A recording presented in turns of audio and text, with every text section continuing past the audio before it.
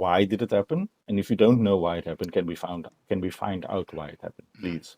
Because I'd like to not process it myself.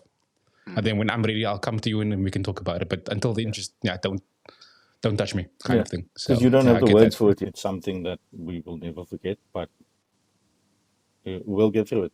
It'll be.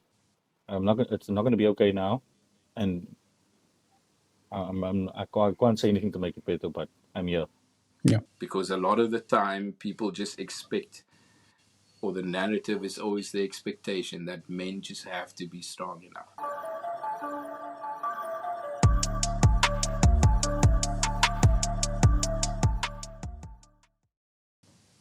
Yeah. It's very interesting for me, and you guys know what I've been through in my recent life now. Tough moments, there's one of two ways. Either we call it quits, or we're going to build on from this. Was there those moments in your relationship where you thought, maybe even after the second one, now this is for us, you thought the pain is too great from her side, through her story, or what it, you brought that belief back again, you tried again, the anger is brought in, the disappointment is back again. Was there at any point where you thought, this is it for us? Okay, I'll run you through number two, and so later on that year, yeah, let's say, or was it the beginning of the following year? I don't know. I can't remember exact timeline now. That was a blur. So we found out again. It was before our good friend passed away, actually, and we found out again. And cool. Now we sort of like, okay, we won't tell everybody now immediately. We'll tell our immediate family, and we'll go from there. So we went for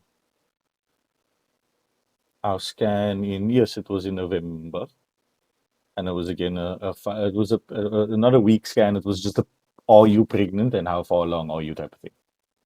So we went back to the same gynecologist, and he said yes, no, definitely about 5 weeks on. Yeah, I can't remember the medical term, but the fetus looks healthy, everything looks good, we're happy. Come back in the beginning of Jan, and we'll do the next scan, and then you'll come back for the following one for the heartbeat. So in over the festive period, somebody in our family had COVID, and that meant that Marissa got it, and everybody else around in the place where we were all tested positive. So we couldn't leave. So we couldn't go for the scan. And we phoned the guy and he said, listen, somebody in the household has COVID. We won't be able to make it to the scan. We'll come through for the next one for the heartbeat scan and so on. Cool, no problem. We'll do that. We'll schedule you for, I think it was the first week in Feb or the last week in Jan, something like that. Okay, no problem. Go through the COVID scare. No, luckily nobody really got very sick. Nobody had any lasting effects of it. Came back home, went back to work, and got ready for the scan. Fine. We get there in the morning, get into the scan, and the guy says nothing. He's just messing around. And he puts the ultrasound on and whatever other machines he has, he puts it on. He still doesn't say anything. And then he says to her, there's no heartbeat. So she's like, are you sure? Please check again. Nope, no heartbeat. Now, bear in mind, this time we're a lot further along. So this termination is going to be different than the previous termination. So he sits us down, and he's very blunt about it. He says, "No, look, it happened again." So now I say to him, "I'm sorry. Now we need to know why it happened." So he says, "No, I'm not going to send you for any tests. We'll only send you after the third miscarriage." And can you guys? Okay. In my mind, Third I'm like, miscarriage. I Okay. yeah. In my mind, I'm like, my guy, I'm not going through another one. I don't care. I want the scan to. I want this test to happen. I'm not going through another one. So I say to him, you must understand that I'm a scientific person. I need to know why now. We're not going through this again. No, no, no, don't worry about it. We'll say if it happens again, we'll send you because it can be expensive. I don't care how much it costs. No, no, no, no, no. And then I decided, I think we both subconsciously decided this was the last time we were coming to this gynecologist. So we walk out of his practice. Now his secretary shares a reception area with a dentist and I think a pediatrician. So there's quite a lot of people for various things, not just gynecology visits, sitting in the waiting area. And he walks out with us behind him to his receptionist to bring the bowl. And he's like, it's a bad day. We lost another one. And I'm like, fuck me. Are you kidding? Just like that.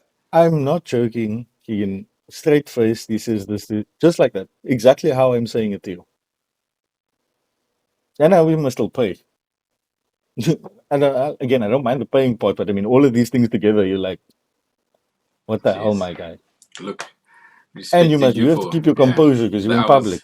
That's it. Respect for you for keeping your composure because, goodness, I probably would have jumped over that counter and given him. Somebody call the ambulance. Yeah. Shit on it. No, Yeah, that's I a felt bit like it. I unacceptable. really felt like it. That is wow. Yeah.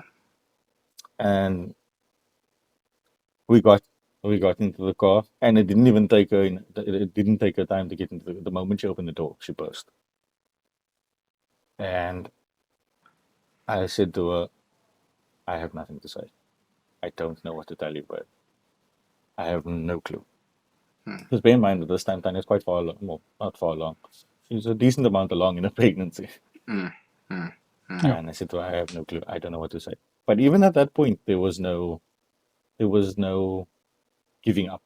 I knew that we could still. I knew that this was still salvageable. It wasn't confidence. It was just I don't know. It was just a weird feeling I had that this was still salvageable. We could get through this. Again, we went to a mom. This time I didn't go back to work. We went to a mom. It was like deja vu. It's happening again. I had the same conversation with my mom and my dad. It now happened again. But the difference was in between the two pregnancies, we bought the house. No, no. When we found out about the second one, we bought the house. And we bought the house for the child. So when we went back home, that room didn't exist. It was like a void to a different dimension, a different multiverse. It didn't exist. There were times where we'd sit in the lounge and she'd start crying. And she'd say, why the fuck did we buy this place? We can't even have kids. Why are we here? And I said to her, I don't know. I remember very, very clearly saying to her, babe, because she asked me, she said, it looks like you're dealing with us a lot better than I am. So I said to her, babe, if I crumble with you now, then there's nothing left to pick up. Then that's it. That's it's as far as we go. One of us, even if it's bullshit, then one of us needs to stay okay or pretend to be okay.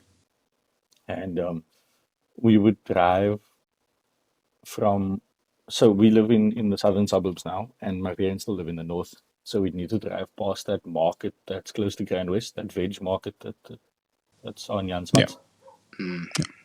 Every time, or at least once or twice, we drive past there in the month. And there's obviously a lot of vagrants that live there, and their children run around on the side of the road, small kids. And both of us, either her or both of us, would burst out crying and be like, "Why the hell can these people who can't even look after themselves have 7 or 8 kids? Yet here we are, and we can't even have one. You won't even allow us to have one. Why? Why can't we just have one?" I mean, I'm sure that's not asking too much. Just one. And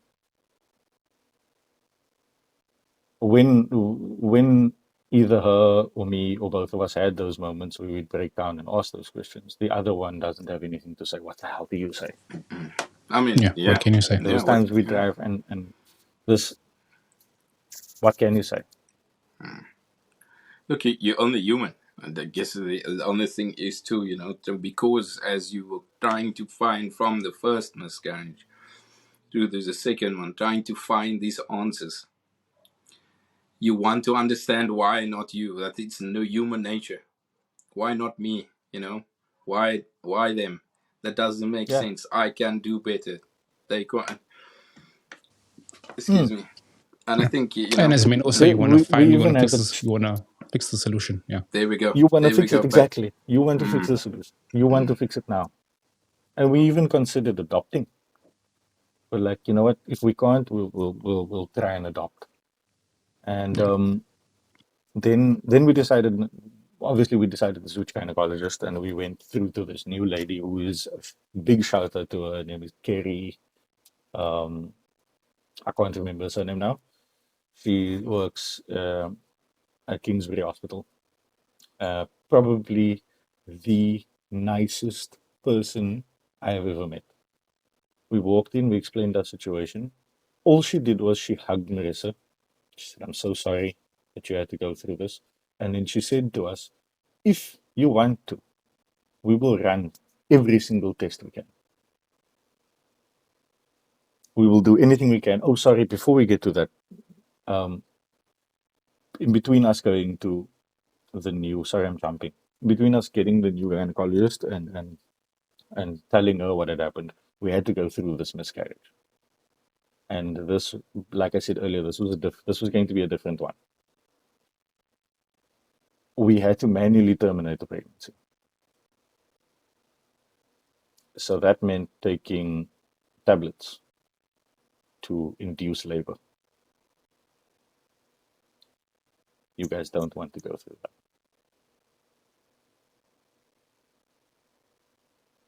My wife couldn't walk. We'd get up 2 o'clock, 3 o'clock in the morning in immense pain. And when I say manually aborting a pregnancy, buckets of blood, my guy. And it's just two of us. I cannot explain, I cannot begin to understand the emotions that I know I went through. I can't explain what she must have gone through. And you can see it.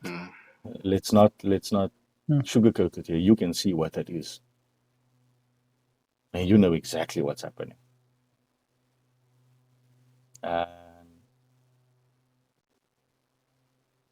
How that didn't break us, I don't understand. character So we building go through moments, all my that. brother. Character building moments for sure. Yeah, it's at that Damn. point, everything else, somebody down the road who cuts you off becomes arbitrary. Yeah. Somebody who drives nonsense in front of you or a colleague that insults you is arbitrary. And in that same time, it was that time of the year where we had a lot of family meetings, or not family meetings, birthdays. So, bear in mind, we've been married for nearly more than a year now. And you know, colored people. Wanneer That insensitive question comes. Yeah, Oh, and we decided before that already, we said we're going to say it straight and bluntly. So our reaction to it, and it was out of anger, I'm not going to apologize for it either. We would straight up say, no, we lost two already, straight face. The change in people's outlook on that. And I think a lot of people learned from that not to ask those stupid questions. Because they'd be like, oh, I'm so sorry. Oh no. Oh, are you okay? Yeah, no, I'm fine. But yes, we lost two. Is that a coping mechanism? Yes. Did that help that? Put it on someone else. It felt like I was projecting a bit of of my anger to somebody else. They could now deal with that little bit of anger. And I'm not going to apologize for it. I refuse to apologize. It may have been shit, but I'm not going to apologize. Well, I mean, the Don't question was ask shit, so you gave it Yeah, back to them. Yeah. don't ask stupid questions. The worst thing is this. I don't care if anybody listens to any part of my story other than this. Do not ask people when kids are coming. You don't know whether they can, whether they've tried, or whether they're too embarrassed to say that actually we don't want kids, and all of those things are fine. Yeah, it was their decision. It's fine to not want.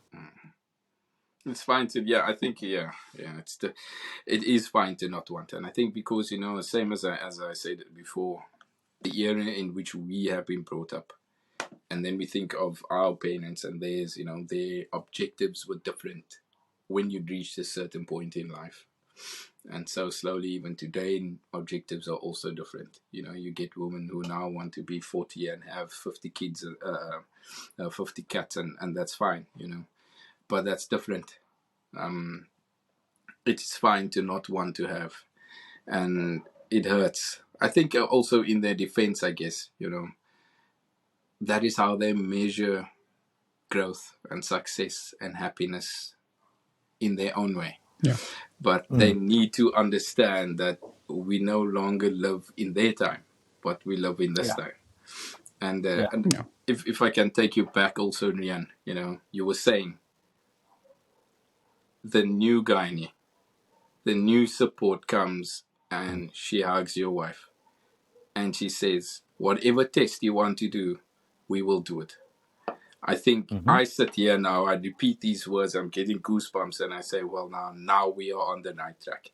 Now we are getting the support. Now we are getting the confidence renewed that no matter what we do from this day on, now we are moving forward and we will make this work because what they are saying is helping to move forward.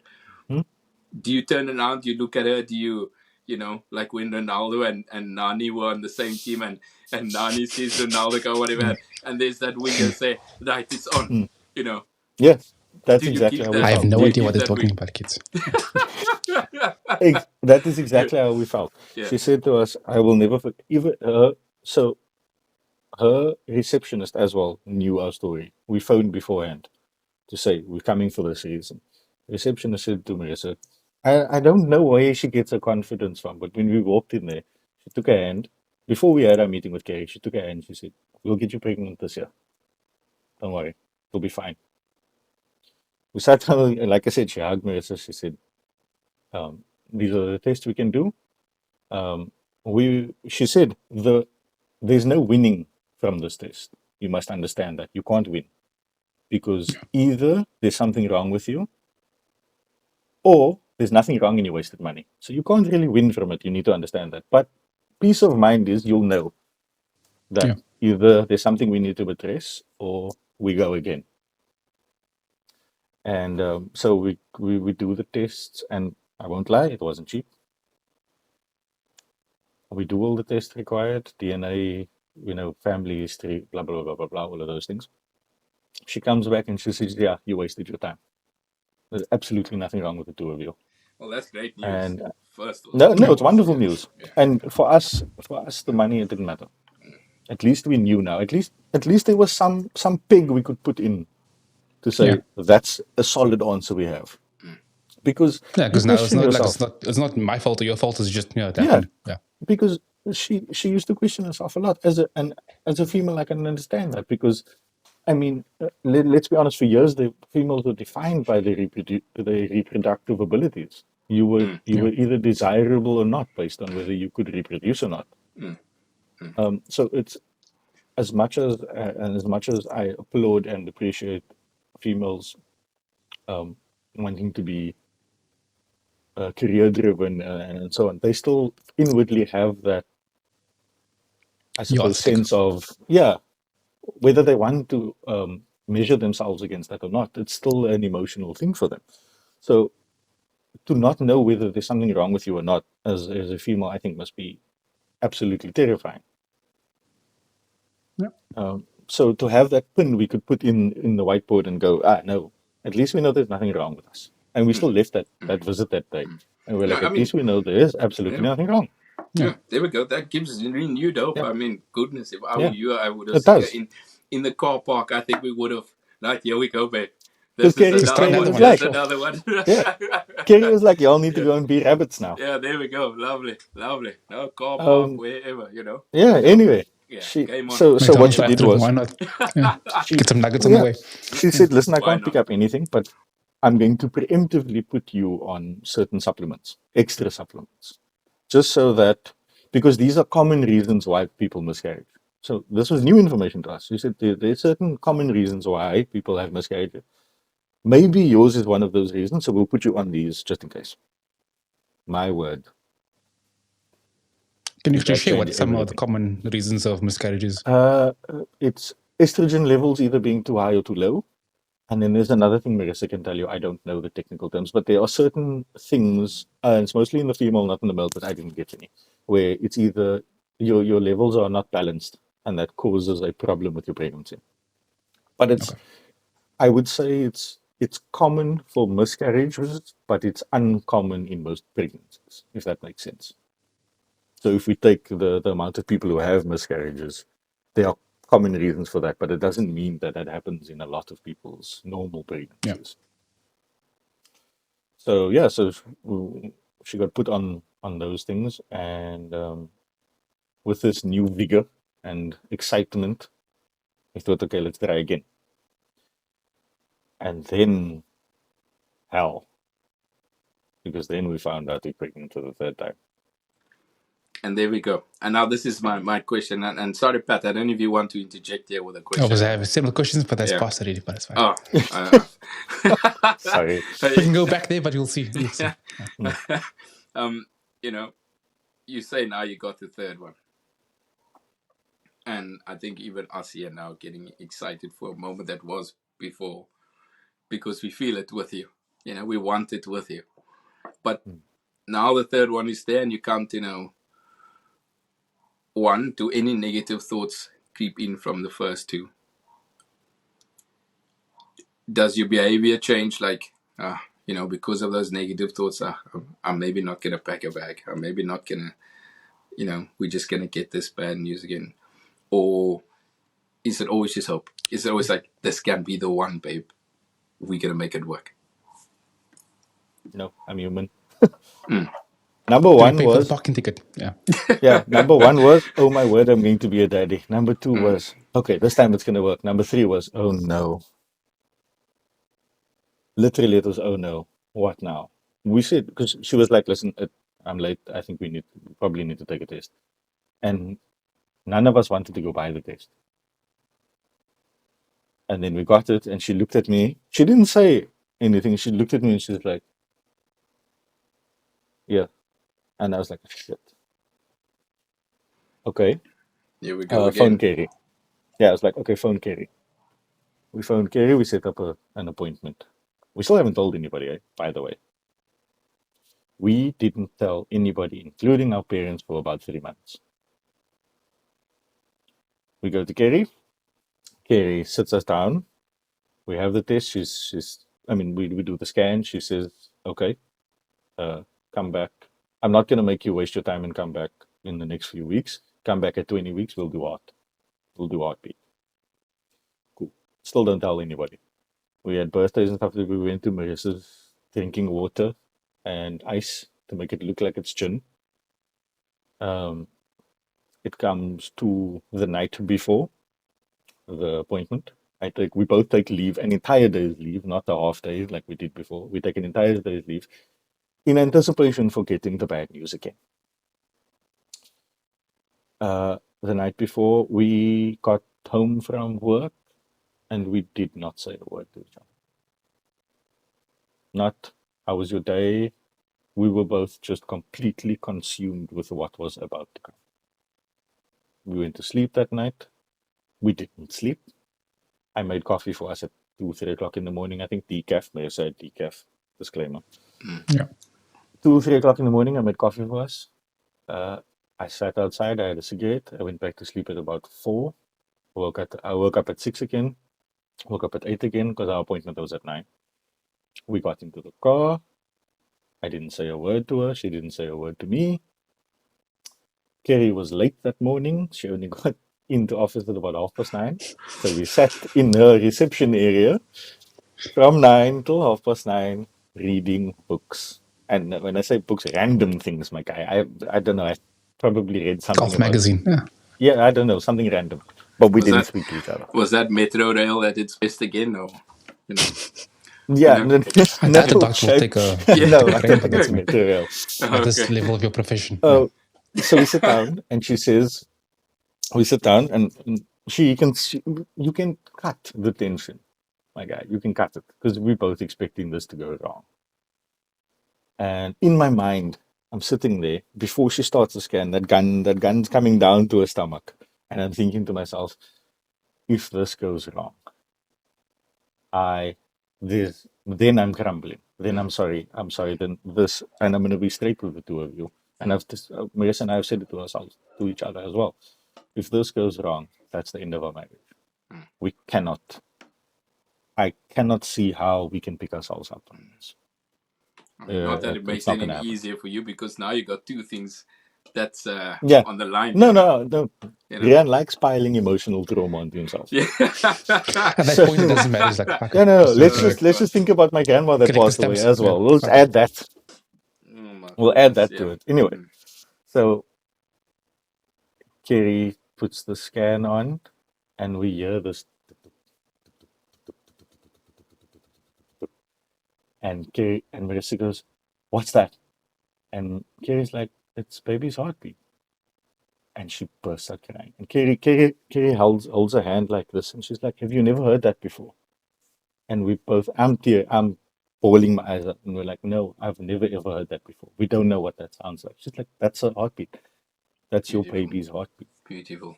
And I'm like, is that not a bit fast? She's like, no, It is that's how fast, it needs. yeah. It's tiny. It's very small. It's gonna beat crazy right now. But that's your baby's heartbeat. Beautiful. That And we just looked at overwhelming each sense other. of relief, I guess. I don't know. Pat, what did Yep. you feel, and do you remember that moment for yourself when you and Manuela went? Do you even, was it the same? Oh yeah, I can. I mean, yeah, I remember them. Yeah, doing the heartbeat test, and I remember the sound, and I'm like, is that it's like a disco or something? Like a, it was like fast. And I'm like, is that okay? He's like, everything like, is everything okay with the baby? Like, no, that's normal, that's fine. And yeah, it's just it's a real experience to hear your baby's heartbeat for the first time. It's like, yeah, there's no words. Like that's yeah, I don't know. Nothing compares to it. Yeah. No, Riaan, I can't imagine. I can't imagine. Really, I can't imagine. One day, if the Maybe Lord one allows, day. maybe one day. And you hold their hand, and you're saying, "This is us now." This is us. And even though I was so angry with God and you can call it whatever deity you want to call it, the first thing I did was say thank you. I didn't say it out loud. Because I did not expect it. Both of us didn't expect it. We expected to receive bad news again.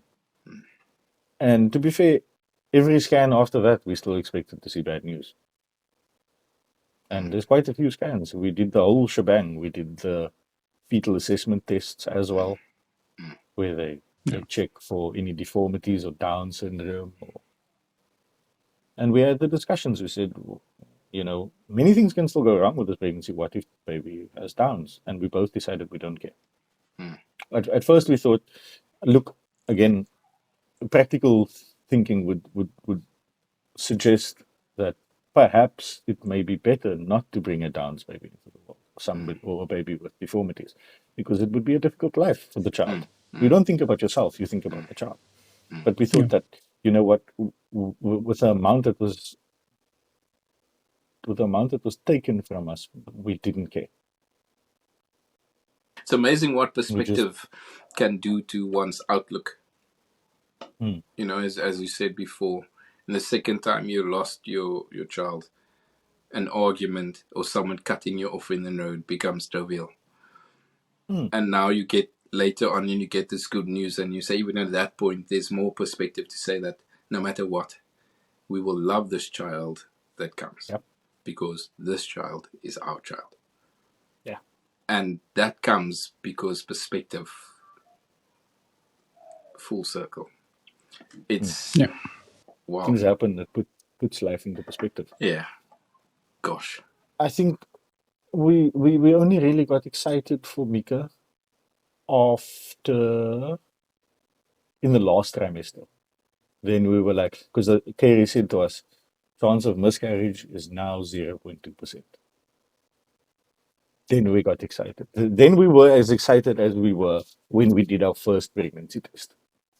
But it took Then you could allow yourself to be, fully let go. Yeah. It took 2 trimesters into Mika for that to happen. That's the amount of scarring and trauma that losing to did. Now, Patrick and I. Oh, sorry. Carry on. No, I was going to say, there's a little bit of guilt that I do feel sometimes because I wasn't able to enjoy Mika's pregnancy as much as I perhaps could have because of what happened. Because you're always on edge. You're always waiting for something to go wrong. You always believe, nah, can't be them. Okay, I don't want to get too excited. That is understandable. Every scan, Keegan, and Pat, every single scan. We wouldn't waiting for the bad news. Just yeah. Because and you every have to time pick up those we would pieces. sit down. Yeah. And at the end of the day, we have an amazing support structure. We do, but at the end of the day, we still need to come home alone, and the two of us still need to fight it together alone. But by grace, again. Yeah. Now she's here. By grace, she is here, and long may she be healthy and loved and protected everywhere she goes. And I'm just happy that she is there. That she can be your bundle of joy, as they say. For both of you. Well, Patrick shares with me his sleepless nights too, and he sends me these pictures, or Mariella sends me pictures of her waking up in bed. Sophia is laying next to them, and I heart the picture. I remember one day I hearted the picture. Patrick's like, "Oh, you heart this picture, but you don't know what you did to us the night before. Yep, we couldn't sleep. Oh, you don't know the struggle for that picture. And maybe gosh, I'm just happy for you. And again, thank you for coming on the show to share that with us. But as I wanted to say before, Patrick and I know where Mika comes from. Share with our audience, please, the name selection, where it comes from. How did you get that past the missus? Okay, so obviously we didn't know whether it was going to be a boy or girl, and I said to her, all I have is a girl's name. I don't have a boy's name, so if it's a boy, you can decide on the boy. Cool, no problem. Mika got her name from Mika Häkkinen, who is, for the motorsport fans, the 98 and 99 Formula One world champion. And I wasn't a big fan of him. I'm a Michael Schumacher fan. But I only started appreciating how good Mika was after he retired. And so she's named after him. And it was surprisingly easy to get it past the missus because she didn't have any girls' names. So I was like, well, it's going to have to be Mika then. And she was like, we'll see. We'll see. If she doesn't look like a Mika, then we're not calling her Mika. So even up until the day she was born. Does look like a James. Yeah, even up till the day she was born, I wasn't 100% certain that we were going to allow to it. But the moment the birth certificate applications, I was like, Mika. Okay, cool. Okay. Nice. Yeah, no, we see, that also. Named also after the retired F1 driver, appreciated after his retirement. Also, that hindsight comes into play. Yeah. Funny enough, yeah. Hindsight, which was an entire pregnancy, and then she's got. So my grandmother, my dad's mom, who was the rock of my family, and Marissa's grandmother share the same name, Kathleen. So that's her second name. Ah, beautiful. Mika, Kathleen, Theunissen. By long now. Yeah, but who knows? Maybe she's the next women's Formula One championship, And good Lord. You never know. Go-karting is expensive, but by all that's means. Expensive, yeah. Just. Marissa would kill me. Self-induced labor, that moment. How did that affect your faith? Because I know we have a family friend, shall we say, who's also a bit high up in the ministry. kind of. And I remember him saying once that when his nephew passed away, suddenly, quickly, out of the blue, 1 minute he was here, 1 minute he was gone. He said that for the first time he questioned his faith as a minister. So I was wondering, how did that affect you going through that for the second time? To be honest with you, I had no intention of returning to any sort of faith life. I was so angry at that point that I didn't care if I said or did something that would end up with me going to hell, for the lack of a better term. I didn't care. I was prepared for, not prepared for, I was willing to take eternal damnation to get my frustration out. Which again, in hindsight, is stupid.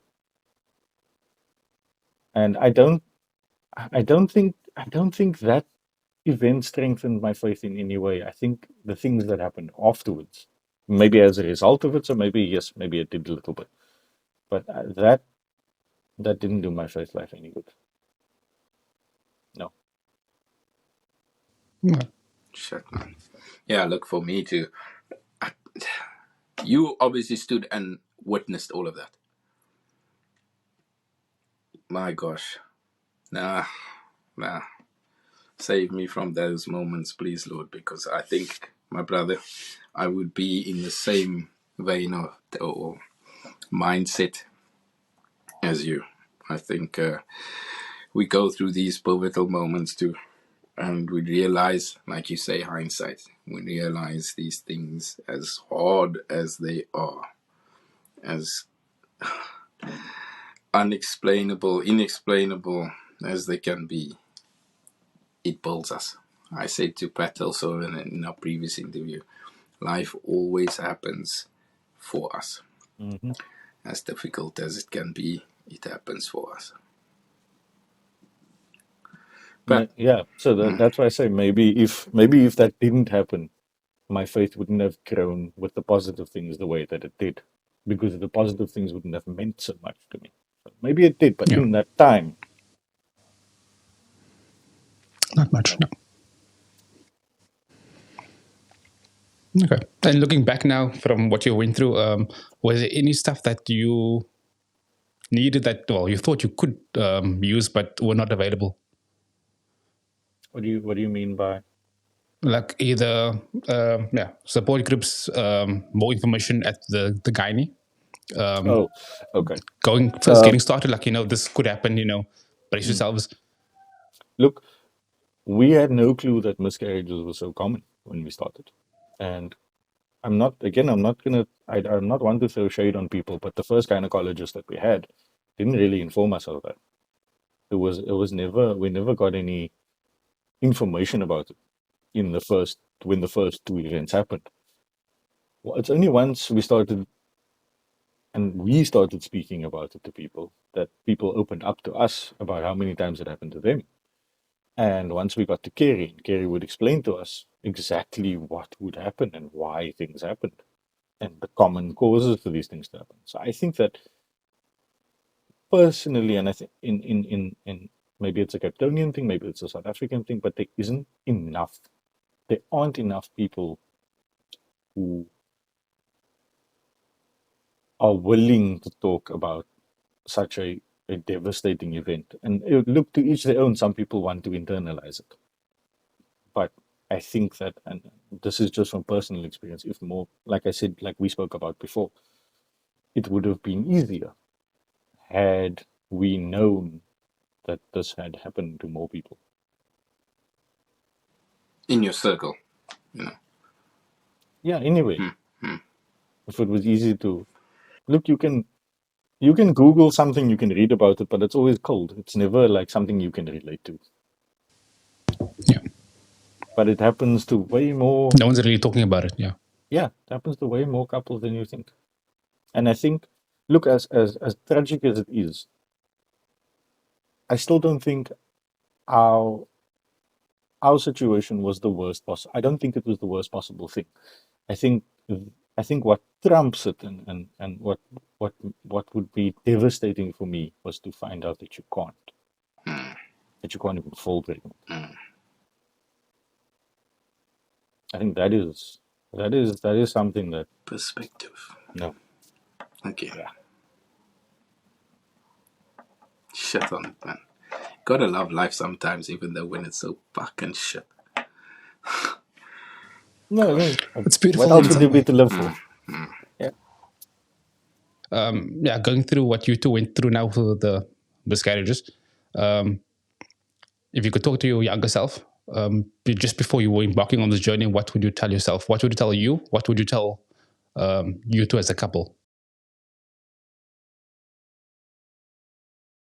White picket fences and fantasies and what you think life is going to be like because you tried to plan it the best way that you could. Probably not going to happen that way. A lot better things are going to happen that you could never have foreseen, but a lot of worse things are going to happen. And you need to be prepared to go through that. Like if I could tell myself one thing, it would be probably the most important thing it would be confide and rely on each other more than you think you should right now. Because that keeps you together. If the two of you live off each other and feed off each other, then the two of you work together. If you live off yourself and of what you as yourself can or can't achieve, then if anything goes wrong, all you do is rely on yourself.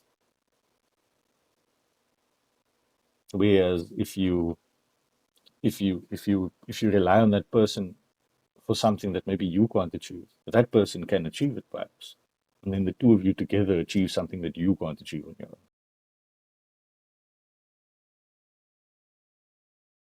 Nuggets, people. Absolute nuggets today. And I carry on also with the sentiment of Patrick. You reflecting on that and what you would say to yourself. If I can add to his perspective there too. If you think, or if we would go back to Melissa and ask her, what do you think of how your husband, your support, dealt with the situation? What do you think she would say? What would you like her to have said that you believe you gave the best of? What do you believe she would say? I don't know. I'd hope that she'd say that I was a rock and I was somebody she could count on. That's all. Because then I've done my job. Well, So simple. yeah, Also, so simple. And yes, and not much sometimes, needed. No. yeah, I agree with you that it's simple. And because that's what we do. And I believe traditionally that is, as men and husbands, fathers, that is our main role, to be that support, that rock. And I said earlier, for our listeners who weren't part of that part of the conversation and those who are watching too, that Patrick and I have prepared just a little something. And it goes back to that question of, what do you believe or what you have liked it to say? And so I think Patrick has the words there. Pat, if you don't mind, Ah, we actually did ask your wife if there was a little message that you could give us that we could share with you, that you obviously didn't know we were going to do. What would you like him to know? And she sent it to Pat. my reading skills is amazing, guys. So bear with me on this one. Marissa says, when I had the first miscarriage, it was waiting for Riaan and I. I think we both had our own ways of dealing with what happened. We were only married for like 2 and a bit months. He was for me at every appointment. When we heard the news, I didn't know what to say. Rian was the one to ask for all the questions and try to figure out what I didn't know, what to ask, and what to say to the doctor. I would say we got over the first one quickly and decided to push through and try again. With the second miscarriage, it was a bit different. I was a bit further along in between two, and I read up on miscarriages and joined the support group on Facebook. People were sharing their views and how their husbands or partners reacted and disregarded their marriage. Rian, thank you for always being there. Never once it was a blame game. I was extremely proud of how he handled it and how he helped me when I didn't know what to do. He even went to the pharmacy to buy maternity pads when I needed it, woke me up every 2 hours. Riaan has been my biggest supporter and helped me even though he thinks he didn't. Thank you, Riaan, for doing everything for me through the toughest period of our lives. Even I got a bit emotional Yeah. just reading that, but yeah. Thank you, my brother. You, sir, are an example. Together, you guys are an example. Even right now, I said to you, there will be a point of emotion. I feel it with you. You have done well. Yeah. You have done your family proud. You have done us as your friends proud. And I think people who are listening, people who are watching today, they are proud of you. Thank you, sir, that you let the world know we are still there. These men are still there, and we're not going anywhere soon. Good man. Thank you. Good man. I guess this is where we end off the interview. Riaan, thanks again for sharing your story. Thanks again for sharing those nuggets, that hope, and to show the strength of what it is to be that rock and what it is to never give up and to continue believing that your turn will come. May your family be forever blessed, my brother, and may that beautiful daughter of yours continue to grow and be strong and happy and loved. Thank you for being there. Thank you for your time. Thank you very much, guys. I really appreciate it.